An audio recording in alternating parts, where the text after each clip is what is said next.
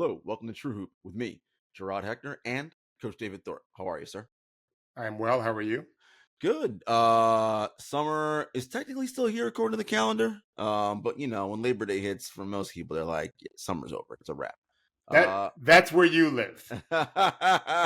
We're looking, I'm still swimming in 87-degree pool every day, and it's different here. Well, I mean, it's like 98 today. Is going to Is be it high really? today. Yeah, Yeah. I've seen the U.S. Open. It's hot It's there. it's pretty hot. You got players complaining about the heat conditions. I mean, it's brutal. Yeah. We'll talk about the U.S. Open towards the end of the show. But David, Team USA, FIBA World Cup. I say we as though I'm on the team. The United States, Team USA, is in the medal round. They're in the semifinals against Germany. If everyone remembers, a German team that gave the USA fits 2 weeks ago now, if not for an Anthony Edwards, going Vinny Microwave Johnson the last 7 minutes or so, Team USA might have lost that game against Germany. But we're here now, semifinal round. Quick thoughts about Team USA versus Germany. I mean, they're coming in with some momentum, the Americans. It was 2-0, I think, in the Italy game, and I texted you guys and said this game's a blowout. You did. I just saw Italy's team. I had not watched them, and they're just these little guys, and that's just not a matchup. And then, to Team USA's credit, they really pressed. And so that becomes the interesting thing now is, if you care about this stuff, and I barely do, just be honest. It's basketball, and there's nothing else on. I mean, I was watching Perth versus the G League last night. That tells you something on NBA TV. So I think America is going to press more, try to trap more, which is good. Schroeder is not your typical European guard. He's super quick. He can slice through traps pretty easily, and they're going to create a lot of easy baskets because of it. But he is little, and we've got some long guys. Bridges in a trap is not like trapping with Jalen Brunson.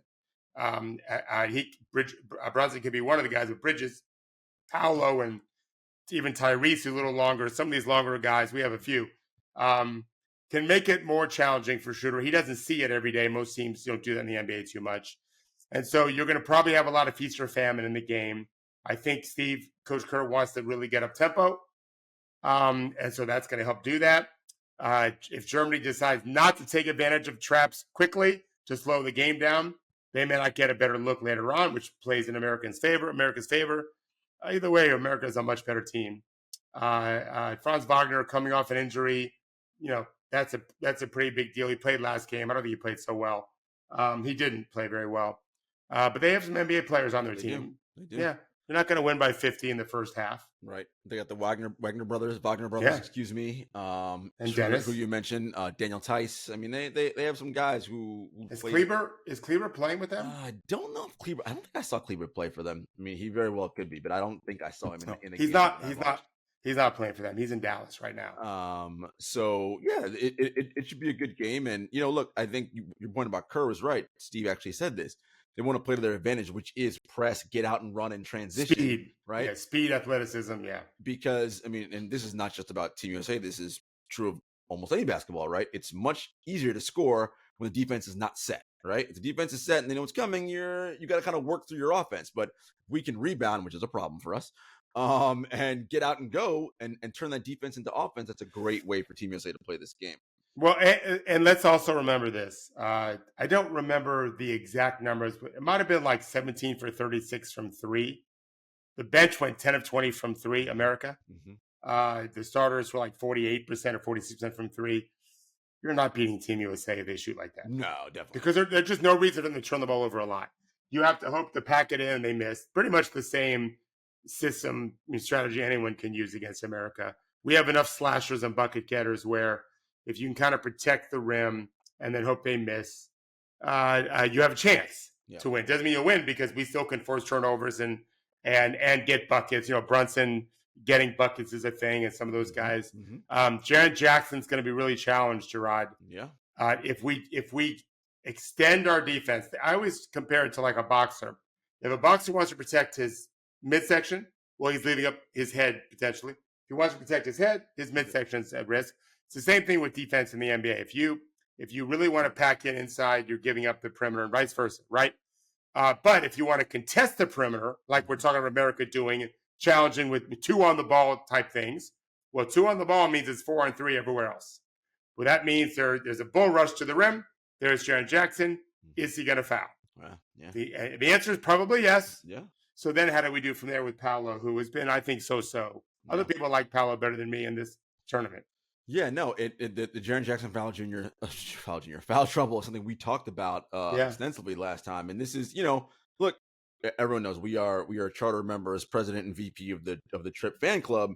But for him to, yes, and he won defensive player of the year, no one's taking that away, all-star, all that, and all defense. But for him to ascend to what we think he can be, that is a part of his game that needs to get cleaned up.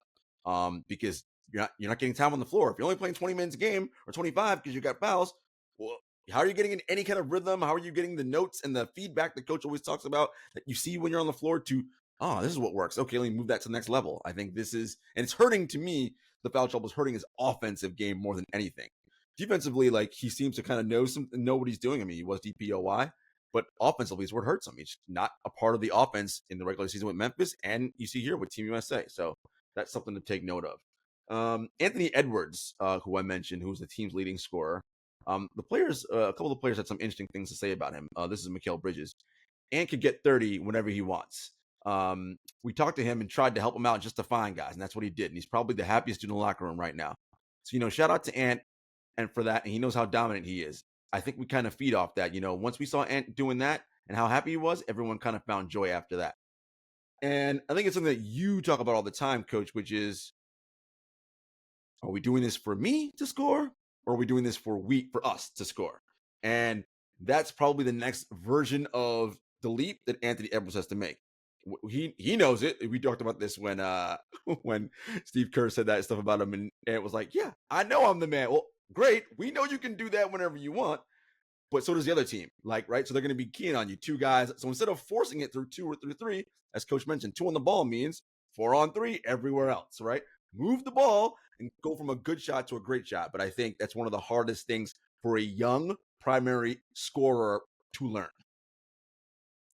I mean, these guys, they grow up taking a lot of bad shots, and they make some. They miss most. But they're still revered and ranked high and all this kind of stuff. And so it just reinforces really bad basketball. Whereas I think in places like Germany and Serbia and some of these other places where those players just can't even get those kind of shots off against the kind of competition they might face, they more trust a structure and a system, right, to get what they want. This is the learning curve that all great athletes have to go through, and great ball handlers or even good ball handlers. So, yeah, he's got to figure this part out. He seems to be willing to do all of it. Mm-hmm. Doesn't mean he'll do it in the heat of the moment. I thought Steph Curry was a little too sticky with the ball in games 1 through 2 3/4 of the 2015 NBA Finals. Mm-hmm. And when he finally just stopped worrying about being the MVP of the Finals, he really deserved the MVP of the Finals, but he didn't get it. And that's why I think what kept him from being earlier off the ball to begin with is I'm supposed to be the guy here. I've always been the guy before. And the way the Cavaliers were playing didn't let him do that easily. And so this is, we're young. America's a young team. Mm-hmm. This is where we'll see what kind of growth they've made. I think Bridges is our best player. He's been fantastic. I think he's been his defensive, on-ball defensive work where, and you talk about this, we all talk about this to some degree, the impact a player can make beyond the obvious that you're seeing. So there was a couple of drives in the Italian game where the Italian dude was driving, and I just know in his mind, I mean, listen, if you're playing for Italy's national team, you can really play. Like, they have plenty of really good basketball players on their team. I don't know who this guy was. I don't remember. But Bridges did just contest his shot. He blocked it and looked at him like, do you know who I am? Like, who are you? It's like a little brother trying to take the dinner roll away from the big brother. Not happening. And so I think that you're recording Bridges is talking about what Anthony's selfishness did for the team. I think Mikal's ability to defend and make the kind of plays he makes gives us a little more identity defensively and gets them to dig in more. And his shooting. Mm-hmm. I think it's over 50% from 3. We've got like 4 guys shooting well. 40% better. They're going to be win the gold medal. Is it a gold medal in the World Cup? Yes, it's a gold medal. Yep.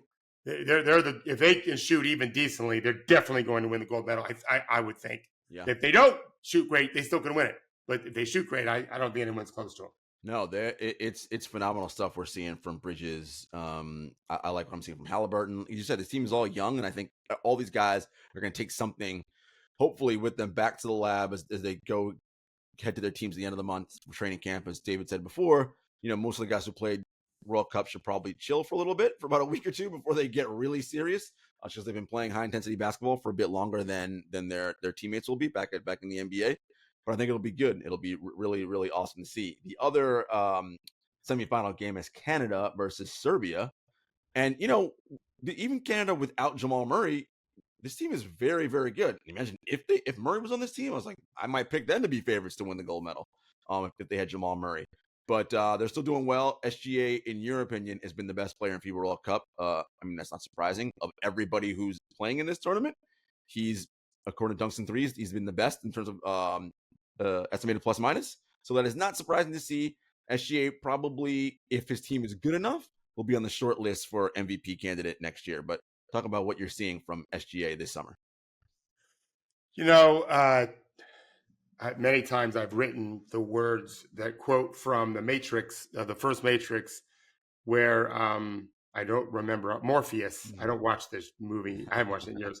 Where he says to Trinity, there's a difference between knowing the path and walking the path. There's Neo, who's been told by the Oracle, for anyone that's seen the movie, you're not the one, but he's acting like the one. Right. And that's what Morpheus says, there's a difference between knowing it and walking it. So SGA is walking the path of, I'm the best player in this tournament. Fuck Luka. I'm the best player in this tournament. And it wasn't personal with Ian Luka. Right. It was with Dillon Brooks, but it wasn't with SGA. But and what I mean by that is, do you know how many rebounds he had yesterday? I don't. 10. And I was clued in on, some of those were, I'm going to get in, motherfucker. It's mine. And then pushing with pace, slowing down when he wanted to, making hustle plays. He's not Michael Jordan.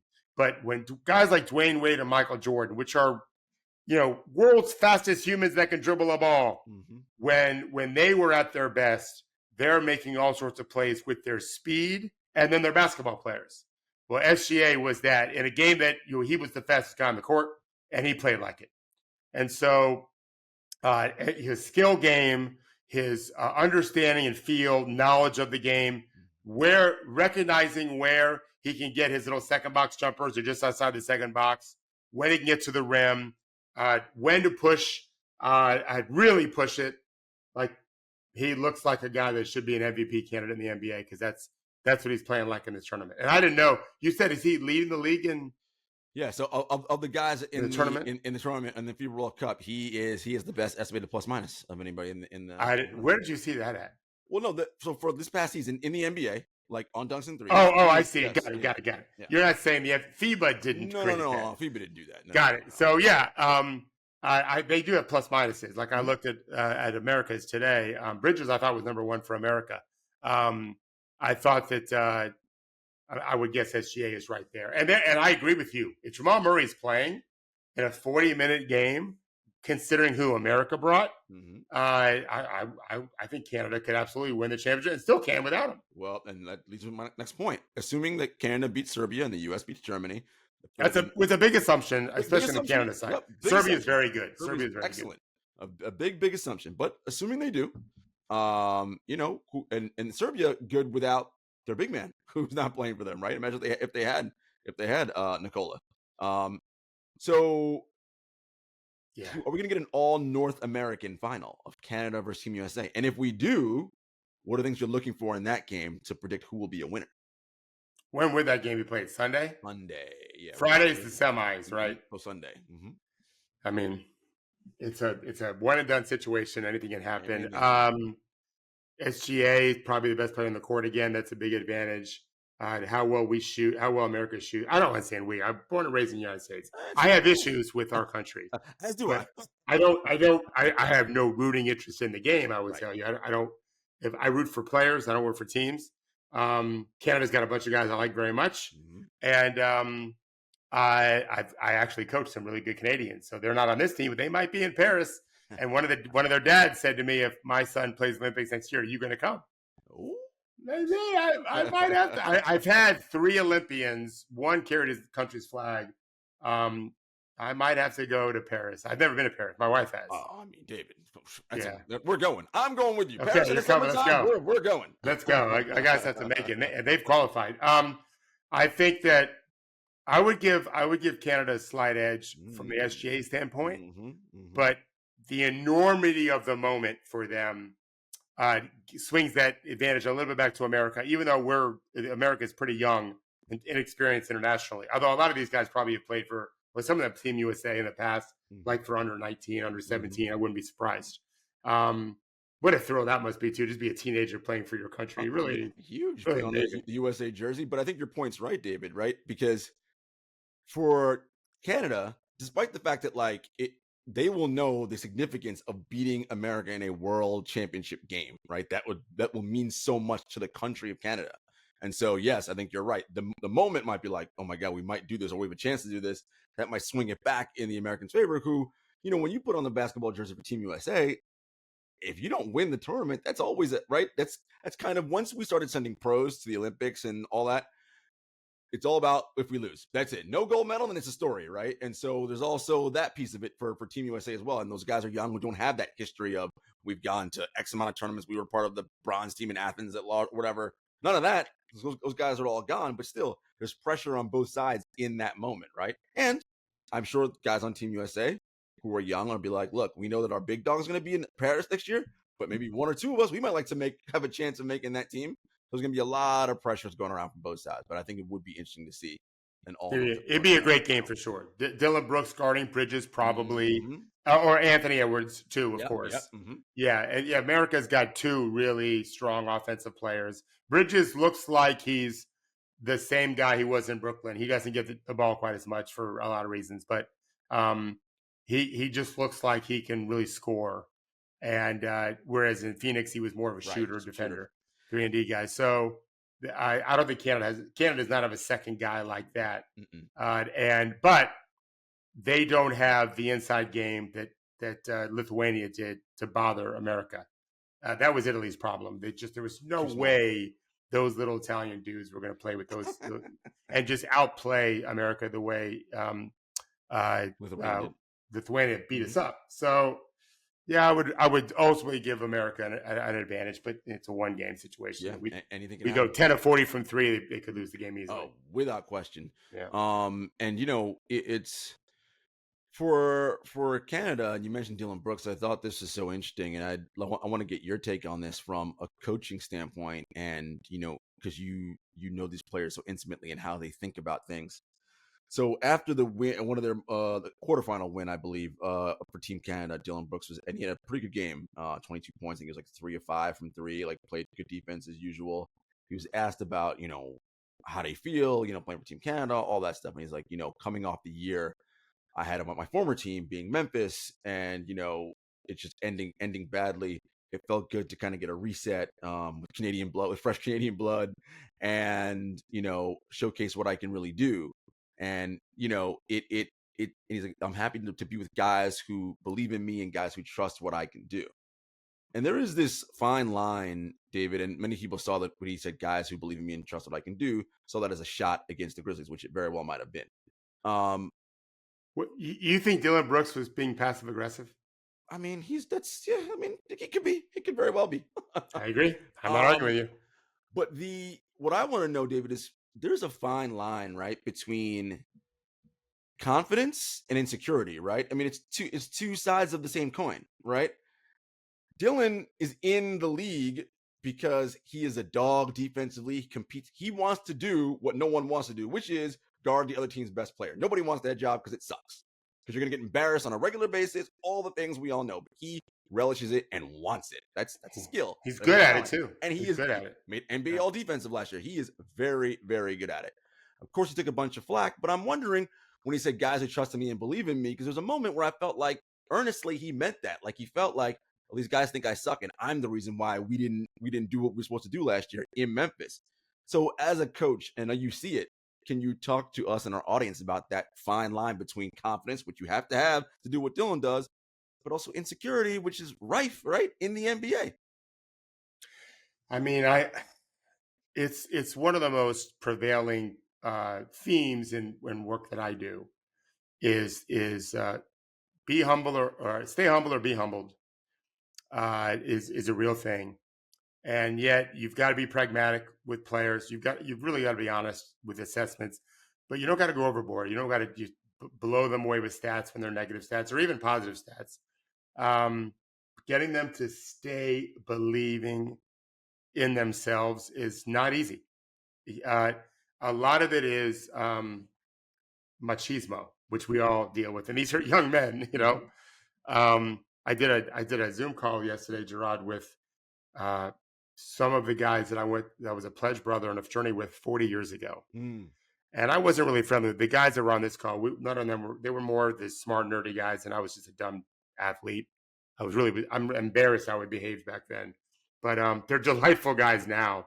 And I'm just so stupid for not recognizing, how I would puff my chest out all the time because I was an athlete surrounded by non-athletes. So it's pretty easy to be athletic in that group. And yet all these guys are helping change the world and make it a better place. And they're just such incredible guys. That's what young people do too often. And so we see this in the NBA. But underneath my false bravado was plenty of worry and concern, like most guys. And that's very much the case with NBA players also. So I think you bring up an incredibly interesting point about Dillon, that Dillon has got to be thinking, wait a second, who am I to you guys? I thought I was the good guy. I thought you liked the fact that I brought identity and fight and toughness to grit and grind 2.0. And now you're casting me aside like I'm a piece of trash. They said to him, under no circumstances is he coming. Right. They made that public. That had to make him feel a certain kind of way. Exactly. I think so. And now I got to go play for Coach Udoka, who's going to just build more of that. Yeah, I think, and I'm not a fan of Dillon Brooks because of some of the other stuff, but I'm a fan of his game. If he could just check his shooting a little bit more. Hey, like tone it down a notch. You're not Mikal Bridges, and this ain't Brooklyn. In Phoenix, Bridges played how we should have played. Right. He's expanding it now because he can. But no, he's got game to him, and I think Memphis has been a well-run franchise. But we're going to look back at that a little bit, especially if Houston has some success with Dillon. Like we had that guy. Yeah, we could have managed him better. I think so. I think it was about just getting to tamp down some of that shot selection, right? But keep doing what you're doing, because again, now I mean, okay, they have Marcus Smart, who I guess will take over that role of I'll guard the other team's best player. But Dillon's much younger than Marcus Smart. I'm not saying he's better necessarily, but he's much younger than Marcus Smart. Right. So that's more helpful, right? And I think you're so right about Ime Udoka. Ime's going to be like, ooh, you are a pit bull. He's going to feed all that's right. All the good stuff. He's going to give that to him. And, Ime loves defense and toughness, and that's exactly what Dillon Brooks is. And let's remember, one of their arch rivals is the Dallas Mavericks. That's correct. So Luka and both of them got ejected yesterday. They did. Yeah. It'll be fun. And certainly, listen, also don't forget that Houston and Memphis are in the same division, so they will play each other 4 times next season. And I don't care what Dillon says or anybody says. Those Memphis Grizzlies dates are highlighted on his iPhone or whatever it is. Oh yeah. He's coming to do some stuff. Whether he does or not, I don't know. We'll have to wait and see. But he's eyeing those games for sure, because that's just how these athletes are. All right, we will be back after a quick commercial break. Stay tuned. All right, David, you have an article coming out soon on TrueHoop.com. Everybody should be subscribed to that, about the Eastern Conference and who you think are contenders, and what are some of the areas of concern you have for these teams. And this is off the heels of your Bucks piece, where you said I think it's time for the Bucks to trade Giannis, and surprise, everybody in Milwaukee hates David for writing that article. And surprise to nobody, David was like, oh, now I know that means I'm right. That means I'm digging into my position more, because that's exactly what they should be doing. So we already know what you feel about Milwaukee. Let's look at Brooklyn, because they're a team that you have. We talked about Bridges and what he's doing. They have a big question mark about where this team can go, and that question mark is Ben Simmons. Now, you and I have seen all the hashtag sizzle reel workout. Yeah, great. So all that super cool, right? You look like a beast. Yeah, whatever. come October 26th, are you ready to play? And by Christmas, how many games will you have played? And are you starting to look like the guy who's going to go back to being all NBA? Or are you looking like the guy who's a shell of his former self? That's, I think, one of the biggest questions with Brooklyn. Yeah, I was listening to my buddy Zach Lowe the other day, and he basically said his only question is, Ben, are you willing to get fouled? And I think Zach's right. That really spells a lot out. Are you willing to miss? Are you willing to fail? I watched a video the other day of what's the great soccer coach in the Premier League, the best one, Man City. Oh God, Pep Guardiola. Pep. Mm-hmm. And he was just you might have seen it. He was just pleading with his guys like you have to want the ball. I want you to make mistakes. I want you to fail. Like he really gave a great speech on it. As I always tell my players, it's baked into the game. Mistakes are baked in. And so they've got to do a sales job on Ben. We don't care how many free throws you miss. We'll deal with that. But progress is getting to the line. Yeah. Making him was a whole nother thing. Right. So I don't see Brooklyn as a contender, although they're very talented. If Ben Simmons was back to an All-NBA player, it's just an if I can't imagine. Right. It's like I can't imagine Chris Middleton being great in the postseason, which is why I think the Bucks should move off. They need him, and I just don't trust that he'll be there. I could be wrong. I could be wrong with Ben. Probably not, but anything's possible. But yeah, listen, we're all human beings. I want Ben as a human being to just get back to being a good player. And enjoy the game again. Yeah, he's got a lot of gifts. He looks strong. Sure does. He looks strong. That's the biggest thing is how well the back rehab went this summer and how strong it is, right? What has he done to ensure? And and Brooklyn working with the rest. And I would imagine early on he's probably not going to play any back-to-backs, is my guess, just to kind of ramp himself up and get ready. But I think that's a huge piece. All right, let's move over to the Miami Heat. Of course, they have the Damian Lillard, will they or won't they, hanging over their heads. But you think, despite losing Max Strus and Gabe Vincent, because they got Spo and they got Jimmy and they got Bam, they got Tyler Hero, this team should still be pretty good. I'm a little still concerned about a couple of things, David. One, I still don't think they score enough, so I'm still worried about them offensively. And I love Jimmy, but Jimmy's not 28, right? Like, Jimmy's in his early 30s now. Like, are we sure we're going to get another awesome Jimmy Butler season, or we might start seeing some decline? I'm not saying it's going to happen. Those are my worries about Miami. Yeah, I hear you. I have a bigger worry about point guard play. Kyle Lowry. I think there are players that can help them in the G League. Everyone thinks I'm crazy, but I've watched enough of those leagues. There are players that are capable of helping them. You got to go get them. And whether it's two-way players, I'm not sure the two-way guys are. But it is an area of concern for me. Everyone thought Strus was a big loss. And when I was breaking Cleveland down, I saw that Isaac Okoro shot better than him from three last year. Oh, that's a problem. No one believes that. Strus was 35% from three. He had 3 months of the season last year where he shot 33% or below. Right. There's a reason why they were a play-in team. He's a gunslinger, and he's more athletic than you think, but it's not like he's been a knockdown shooter. Duncan Robinson looked like he was making some comebacks last year and got real minutes in the finals, which I think makes a difference. Yep. They added Thomas Bryant, who's an elite offensive player as a big, and shot 40% from three or better 4 different seasons in his career, although some of those seasons were low numbers. They're all pretty low because coaches are stupid. Spo's not stupid. He's going to use him better. Bam looked like he was coming around offensively last year, more comfortable shooting the ball. Maybe he'll add a 3 to his game. Hero should be ascending, although I think there's a limit to him as an athlete, but he should be ascending as a player. And Cody Martin came out of nowhere to really, be a key guy. I mean, people thought he was Eastern Conference Final MVP. He wasn't, but he played like it. So, I think that they can win without Dame. They're better off with him. Yeah. As I wrote, there's a real need for Dame. Not just because it's, I know why Dame wants them. But they could use him just because they don't really have a point guard like him. Kyle Lowry just isn't that guy, and Hero really is not a quarterback that way. He's a scorer. Yeah. No, those are all legitimate concerns about Miami. You mentioned Cleveland, so Strus is now over there. But we still think they have a problem at center, right? Jarrod Allen may not be the long-term answer, especially if they think Evan Mobley can eventually switch to that position. And then You mentioned Strus, right? I think, look, everybody get excited because he had a couple hot games in the playoffs. And anything you do in the playoffs gets magnified because that's when more eyes are on you, right? But to your point, 3 months or more in the season where he shot below 33%. And he was a terrible defender. Right. So 6th percentile defensive EPM. Maybe they're better off sticking with Okoro, right? Because if they shoot the same, and Okoro's going to play way better defense. I don't know. Yeah. But you like Donovan Mitchell and his ascent this year, and I think he and Darius Garland are a tremendous backcourt. Yeah, I like that Cleveland has a bitter taste in their mouth losing in round 1 after a really great season in the regular season, kind of their first one in a while.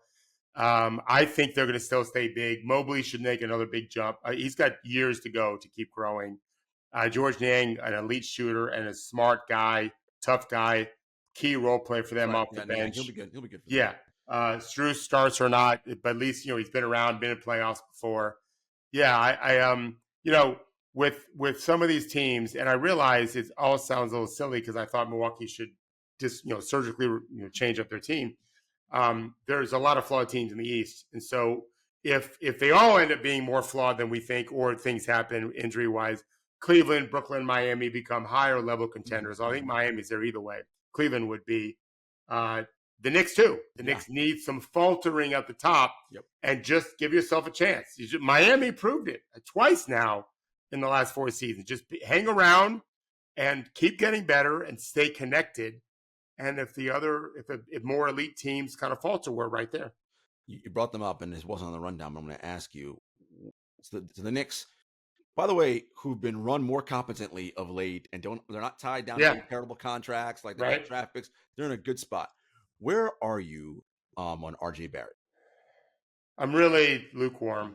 Yeah, I thought he was very good yesterday against Slovenia when they need him to be attacking the rim, scoring. He was 25th percentile at the rim last year. He's never been good at the rim. He's had one good shooting year, three average to bad ones. He's not a pop athlete where he just blows by you. He's big and strong, but he's not finishing inside. Like, he's young, 23, I want to say. Yep. Yeah, young. So we got a lot of time to see growth. But absent that growth, they're not a contender. He needs to suddenly be, all right, maybe a borderline all-star. That'd be fine. Yeah. With Mitchell Robinson, Julius Randle, and Brunson, borderline all-star, they'd be very good. Let's talk about Boston really quick. So they inked Brown to the extension, which we talked about last week. But they don't have Marcus Smart anymore. But they do have Kristaps Porzingis. But Smart, in many ways, there's a disposition and a spirit that he kind of infused that team with that I guess now we hope Tatum's old enough to do, and he's the guy now, and Jalen can do. But there might be missing a little something with Marcus Smart, maybe. But, again, as I've talked about Boston before, stuff always seems to me weird and off about them. But we'll see. I don't think talent-wise, if you look at on paper, they're pretty good. No, they're very good. Derek White also can be a leader. He's excellent. I wrote this that he's one of the more underrated players in the league. He's allowed to have more of a voice now with Marcus gone. He was a very important player for them and is very good on both ends. Yep. Elite defensively. Brown just got paid. So you feel bad if you want to feel bad that Tatum was okay with you being traded. They just paid you a whole bunch of money. Sure did. Your grandchildren won't be able to spend that money. Not even close. Not even close. Your great-grandchildren won't be able to spend that money. They'll spend it. They won't lose it. Yeah. They'll spend it to go to college or whatever, but they won't. You just can't blow through a fortune like that so easily. And he won't. He's a very smart guy, very mature guy. So I think they have something to avenge. They sure do. I like that quote from the Avengers. You first have to avenge something, and they've had two really disappointing endings. The other years when they lost in the finals, it was a great season. It's not the case now. So, and they kind of swung for the fences. You just have to look around. These guys are smart guys. Almost entirely, the league is full of smart guys. We just traded for Kristaps Porzingis, who could easily play 25 games this year. Yeah, for sure. That tells us something. The next time we have a disappointing season, it could be our ass on the line. We'll get paid, but we'll get paid somewhere else. So they all know if we're going to make it happen, this year is the year. At least make it back to the finals. So I think I wrote this. I like their schedule early on. It's not the easiest schedule, but it's not the most challenging, I don't think. I like them to get off to a really, really good start. And then we'll see how Missoula does from there. Yeah, front run a little bit. And by the way, Boston fans, Porzingis, I know you're probably all like, oh, like he was excellent last year. Very good last year. Very good on both ends. Yep, on both ends. So if he's healthy, you guys got a good one. All right, we've talked around them enough. Let's distress the elephant in the room in the Philadelphia 76ers and their looming James Harden situation. Look, absent a trade for where they get another quality pieces back along with draft picks and all that, I just don't know how a Embiid, Tyrese Maxey team with, I guess, Patrick Beverly, who else did they pick up? Well, they have one more year, Tobias Harris. Like, to me, I don't know how that team wins an NBA title. I know that they don't. But Daryl's super smart, pragmatic, like always does the right thing for his team. If he's able to tell Joel, no, I got something cooking and bring back some talent, maybe they have something going. But the question is, your time window is so short because you mentioned Porzingis can only play 25 games next year. That could be the same for Joel Embiid, right? Who knows? He's got a very bad injury history. He just won the MVP, but he hasn't been out of the second round once in his entire playoff career. I just, Philly's a weird situation for me, much weirder than Boston for sure. Yeah, and we'll see about Nick Nurse, who I thought was so good in Toronto and then so bad.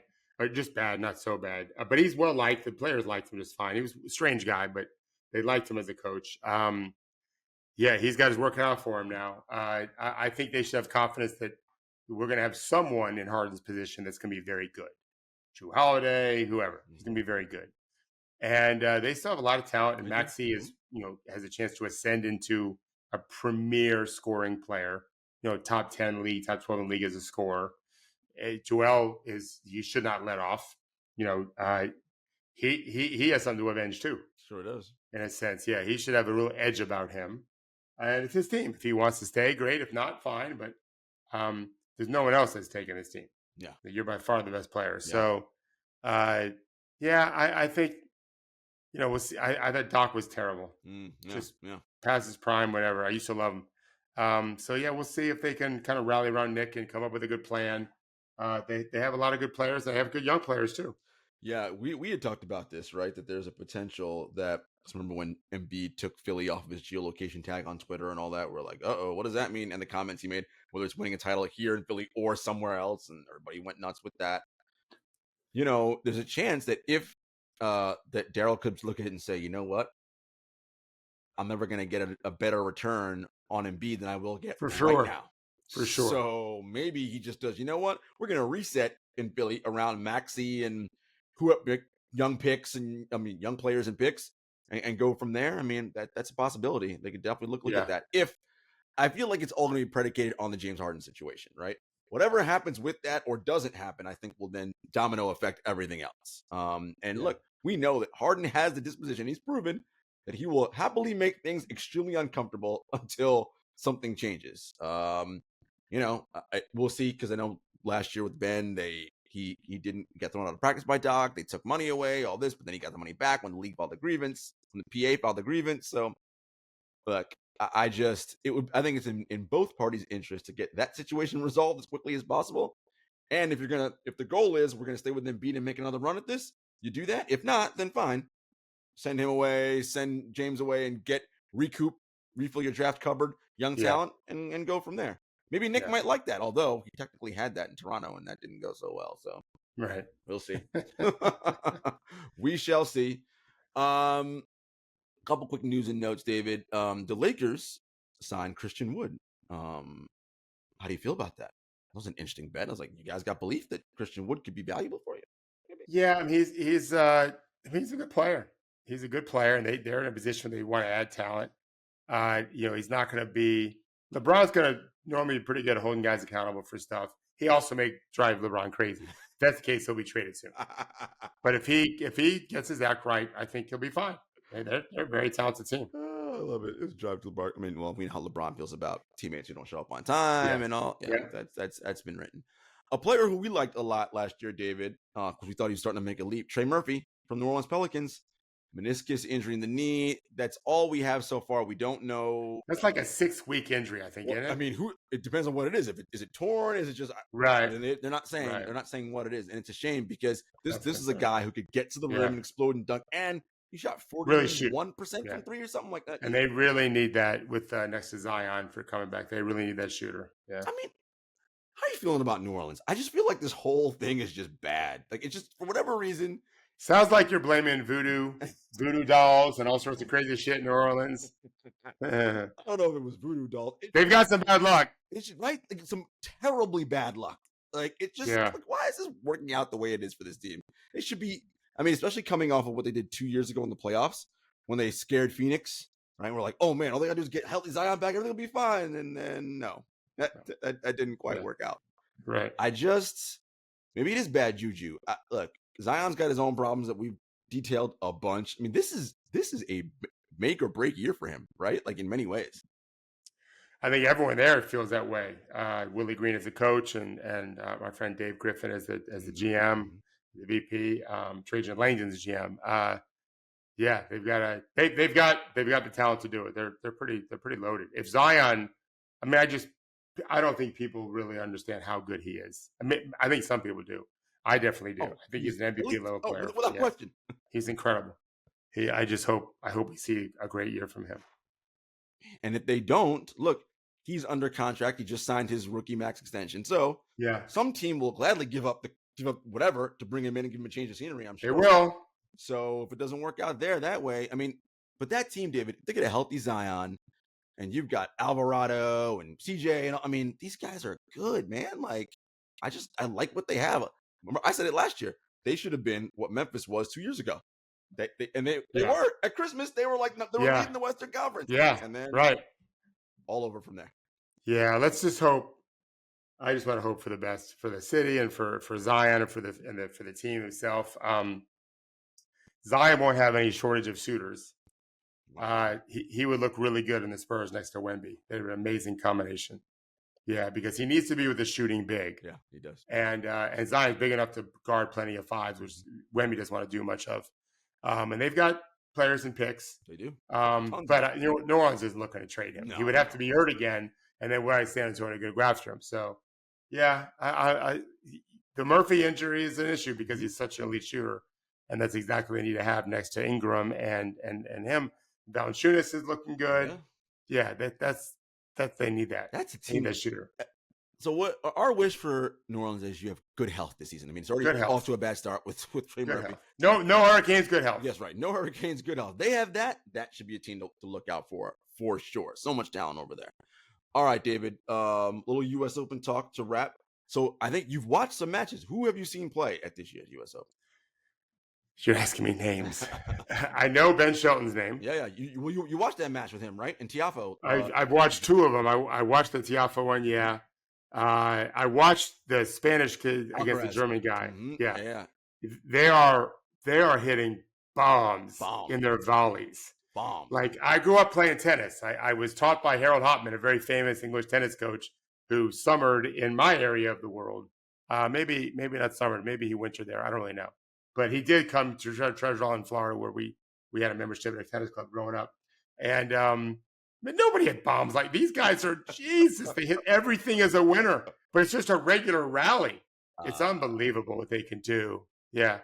So the Spanish guy was fantastic. Listen, I was obviously been there the last 2 weeks covering. I'll be there going shortly after this for the women's semifinals this evening. How far of a commute is that for you? So we're lucky we have a media shuttle. So I just get over I take the subway to the east side, and the shuttle bus drives me over there. So it's really nice because normally, where is it at? It's in Queens and Flushing. I would normally take the 2 down to 42nd Times Square, then transfer to the 7 and take that basically to the last stop. That takes forever. Thankfully I don't have to do that. But let me tell you, man, the when Alcaraz and Zverev, any of these top guys, these top 10 guys are hitting the ball clean, they are thumping that ball. Like, jeez. I mean, there was a forehand that Alcaraz unleashed on Zverev last night that I was like, and I was downstairs watching it like at court level. I was like, good God. The winner was like 99 miles an hour. I was like, this is insane. And Alcaraz has no holes in his game. He is an excellent mover. You Yeah. have to a shot that you think is a winner against a normal player, not against him. How many majors does he have? He has 2. He won the U.S. Open last year and Wimbledon this year. And how old is he? 20. David, So he's he's not young. even in his physical peak yet. Yeah. Like But who had the most majors ever? Federer? Djokovic, 23. Djokovic has. Wow. Mm-hmm. Wow. And Novak, Yeah, he's still alive. I mean, Novak at 36 is still. I mean, he's ridiculous. Right now, so semifinals will be Alcaraz versus Medvedev. Medvedev won the U.S. Open already last year. He is, or 2 years ago, excuse me. He's one of the 3 best hardcore players in the world, behind Djokovic and Alcaraz. And then Djokovic will play Ben Shelton, and Shelton can thump the ball as well. Like, I mean, But he's gonna get smoked by Djokovic, isn't he? not necessarily, David. Really? Not necessarily. Look, Ben's going to play free because everyone's looking to get dog walked. Yeah. So he's going. I'm going to come out firing, do what I do best, and he may knock Novak back a little bit. Now, beating Novak out of 5 sets is almost impossible. Again, Carlos Alcaraz, one of the only people who can do it, because of his amazing ability to track down every ball and hit winners from turn defense into offense better than anyone I've ever seen. Wow. And he's 20. Right, and we just came off the era of the 3 greatest players by far on the men's side in Federer, Nadal, and Djokovic. And I'm like, Alcaraz, if he stays healthy and stays interested, might be better than all 3 of them, which is It's crazy. insane when you think about what I just said. It sounds blasphemous, but I'm like, dude. And what about on the women's side? On the women's side, Coco's still alive, right? Coco's in her first U.S. Open semis, and David, she has that look in her eye, like, no, I want to win this one. Like, it's just. Over 2 weeks, which is how long a Grand Slam tournament is. So the French, Australian, Wimbledon, US, those are all 2-week tournaments. You're not going to play your best every night, right? That's just how it works.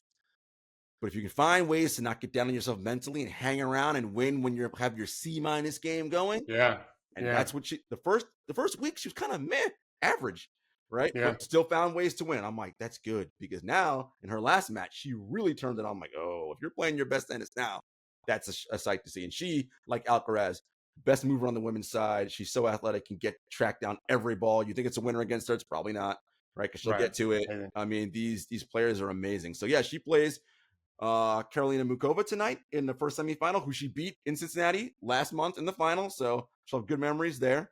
And then the other semifinal will be Madison Keys versus the new world number 1, Aryna Sabalenka, who won the Australian Open this year. So that'll be really, really awesome. Fun times. Turn on some tennis.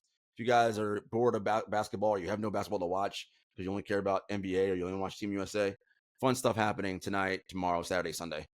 Men's, women's semifinals, and then the finals on Saturday and Sunday. All right. That will be all she wrote. We will see you guys next week. FIBA World Cup will be over. We'll have a champion that we'll talk about. And yeah, we'll get into doing more of our NBA stuff. We'll start doing our preseason stuff, David, like awards, over under win total, all that stuff that people like to talk about. All right, everybody, have a great weekend.